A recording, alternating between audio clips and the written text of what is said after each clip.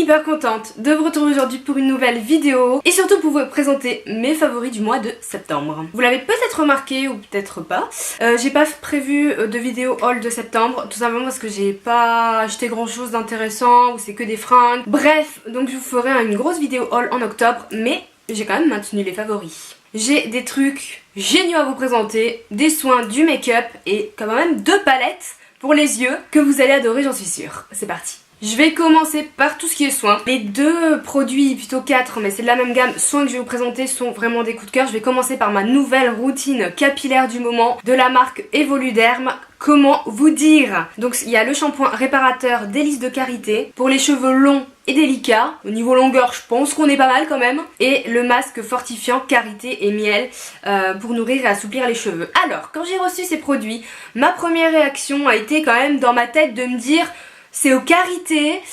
Est-ce que ça va pas trop nourrir et donc par extension graisser mes racines? Voilà, j'ai souvent peur moi les produits au karité parce que j'ai pas les cheveux gras, mais si j'utilise des produits un peu riches, c'est l'effet que ça peut faire, mais alors là on n'y est pas du tout et ces produits sont géniaux. Le shampoing, on dirait presque du gel, il est pas du tout épais ou quoi. Même le masque, hein, il marche. Le pire c'est que ces produits marchent hyper bien.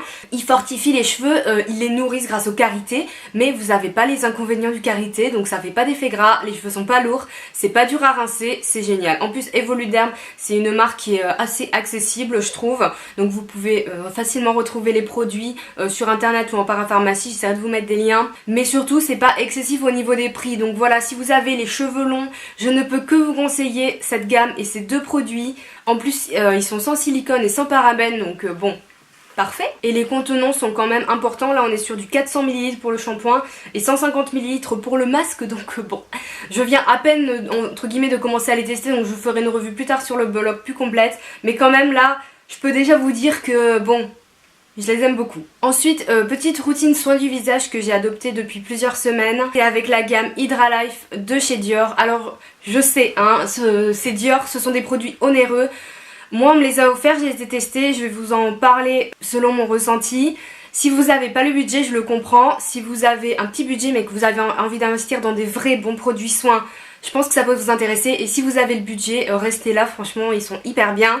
Après bien sûr ça peut pas aller à tout le monde, mais j'ai testé, je vous présente parce que ils sont géniaux. Pour le coup le prix est justifié pour moi. Donc on a le sérum hydratant, l'aquasérum intense, hydratation intense pardon, et on a la crème hydratation fraîcheur. Donc ce sont des produits un peu texture sorbet, très légère. Moi c'est ce que je préfère, la peau absorbe instantanément le produit. Le sérum il est hyper léger, c'est pas du tout un sérum, on n'est pas sur quelque chose de huileux ou quoi que ce soit un peu gras. Du coup je l'applique aussi le matin, alors parce que d'habitude moi c'est juste le soir. Là matin et soir j'ai utilisé ces produits non-stop pendant plus d'1 mois.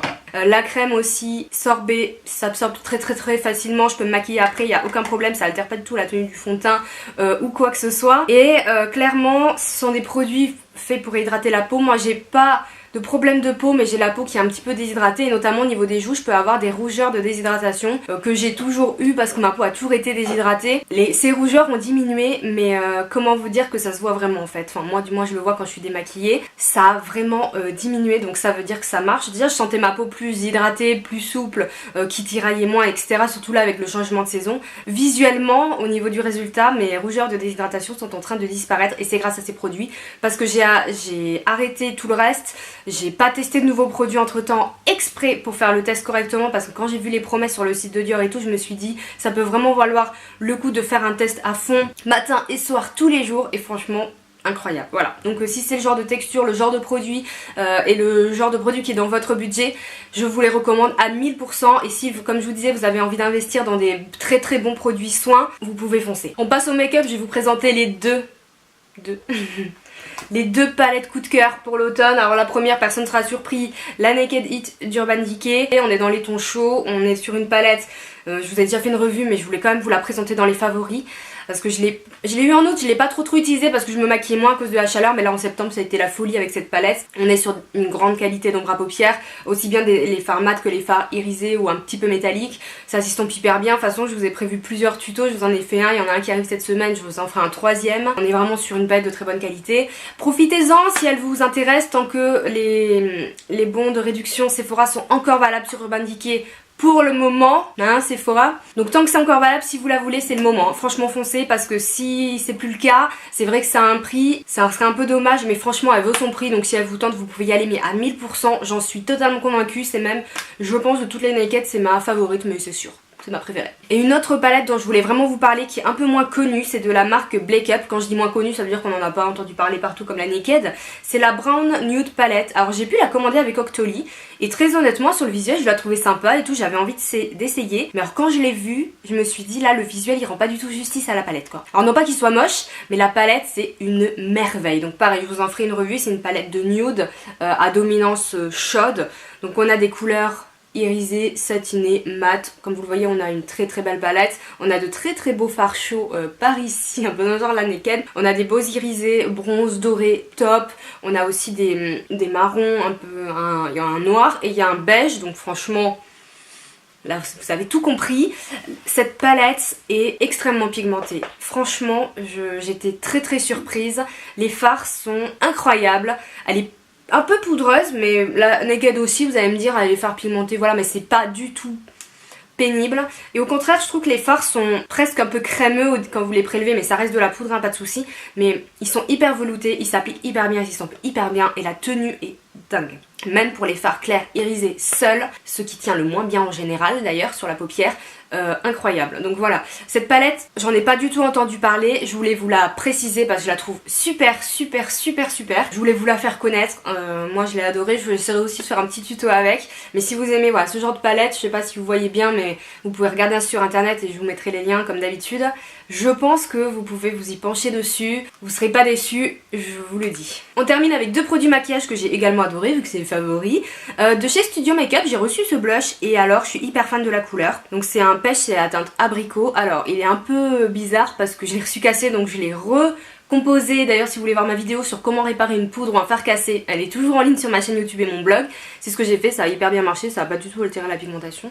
Alors j'adore, si vous aimez les blushs un peu pêche abricot, surtout là pour l'automne-hiver avec les palettes que je vous ai présentées précédemment, la folie, il va vous plaire, il est de bonne qualité, je trouve bien pigmenté, mais pas non plus too much pigmentation en mode on en fout partout. Bon de toute façon vous allez rien voir si je vous montre comme ça, mais je vous le montrerai dans un tuto ou quelque chose comme ça. Je l'adore, je sais pas, j'ai eu un coup de cœur pour la couleur. Alors voilà, la qualité c'est un blush poudre, il est de bonne qualité, il n'y a aucun problème, je trouve qu'il tient d'ailleurs assez bien hein, par rapport à d'autres blush poudre. Mais c'est vraiment la couleur, c'est ouais, cette couleur abricot, mais pas trop orange en fait. Parce que moi comme j'ai la peau claire, si je mets vraiment des couleurs pêche et tout très très orangées, ça va se voir et ça va faire le côté genre orange, t'as mis un fond de teint trop foncé, c'est pas joli. Non, là on est vraiment sur du pêche mais qui donne un teint bonne mine naturel et qui n'est pas trop orangé. Voilà, donc petit coup de cœur pour ce blush, je le trouve sympa.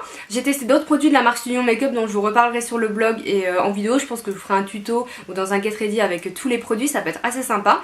Mais si vous cherchez un petit blush de saison, il est cool. Et enfin, dernier produit, alors il n'y en a pas des masses ce mois-ci, j'ai pas de flop d'ailleurs, c'est un produit pour les lèvres quand même, il fallait quand même que je vous présente un produit pour les lèvres, hein, faut pas déconner. Ce sont les Superstay Matte Ink de Je mets Maybelline, donc ce sont les nouveaux rouges à lèvres liquide mat qu'ils ont sortis, et spécifiquement cette teinte. Je vais vous expliquer pourquoi. Donc ça c'est la teinte 15 Lover qui a un rose, vieux rose, enfin rose mauve, tout ce qu'on aime, mes couleurs préférées, sûrement peut-être les vôtres aussi, c'est des couleurs hyper populaires, hyper faciles à porter. Les points positifs de ce produit, c'est déjà qu'il s'applique vachement bien, que la couleur est super intense et que la tenue est dingue. Mais alors quand je vous dis dingue, c'est dingue. Le produit ne bouge pas du tout, même après un repas, même après une pizza, hein, quand même, hein, j'ai fait des bons tests, hein. Je l'ai porté du matin au soir, les jours où je taffais, où j'avais réunion jusqu'à tard et où le midi on mangeait, etc. En l'occurrence pizza ou pas ou autre chose. Ça tient super bien, je l'ai porté quand je suis allée à Paris avec Dior en septembre. Super, j'adore. Franchement j'adore. Le bémol c'est que ils sont pas mat, on est sur un fini semi-mat et satiné. Faut aimer, avec le rose comme ça c'est très joli. C'est pas du tout brillant, hein. C'est vraiment léger, c'est très très très beau. Par contre j'ai acheté le rouge foncé qui est la teinte je crois pionnière de tête. Et du coup alors il est aussi bien, ça tient super bien et tout. Mais là sur du rouge un peu plus foncé, on voit que c'est pas mat. Du coup j'aime moins, donc je suis un peu déçue parce que ben, c'est censé être des rouges à lèvres mat, c'est pas le cas, donc ouais ça fait un peu top flop quand même, hein. C'est pas un flop, c'est juste que je suis déçue que ce soit pas, c'est dommage que ce soit pas 100% mat. Après le fait qu'il y a un petit côté fini semi mat et tout, Je pense que c'est ça qui aide à la tenue et au fait qu'ils restent très très confortables, parce qu'ils sont très confortables, donc c'est aussi pour ça qu'on peut les porter plus facilement. Je pense que c'est ça qui aide aussi un peu la formule, donc voilà, dommage pour le rouge, je vais quand même le porter, mais alors celui-là, le rose, allez-y, je les ai vus en grande surface, chez Monoprix, etc. Testez, vous m'en direz des nouvelles si, voilà, si vous aimez ce genre de couleur, je pense que vous allez kiffer. Je mets un petit warning par contre parce qu'il y a quelques teintes et apparemment il y a certaines teintes où ils sont de moins bonne qualité, notamment le violet. Alors moi j'ai swatché et en effet rien que sur le swatch il n'était pas du tout homogène. Selon les couleurs je pense que ça varie, moi je m'engage pour le rose, c'est tout.